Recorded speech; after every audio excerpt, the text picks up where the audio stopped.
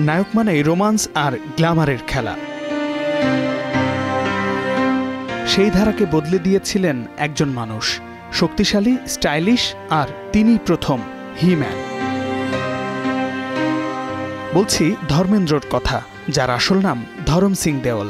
1935 সালে পাঞ্জাবের এক সাধারণ পরিবারে জন্ম, কিন্তু স্বপ্ন ছিল অসাধারণ। সৎ মন, শক্ত শরীর আর পর্দায় নায়ক হওয়ার ইচ্ছে নিয়ে শহর ছাড়েন ধর্মেন্দ্র।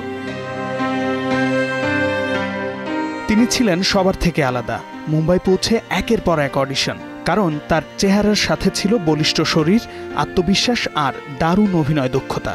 60-এর দশক, একের পর এক অ্যাকশন ফিল্মে নিজের শক্তির প্রমাণ দিয়ে দেন ধর্মেন্দ্র, যার ফলশ্রুতিতে ভারতীয় সিনেমায় প্রথমবার দর্শক দেখল নায়ক শুধু প্রেমিক নয়, শক্তি আর সাহসের প্রতীকও হতে পারে। অভিনয়ের সাথে যোগ হয় ধর্মেন্দ্রর ফিটনেস, চেহারা আর অ্যাকশন স্টাইল, যা তাকে এনে দেয় হি ম্যান অব বলিউড উপাধি।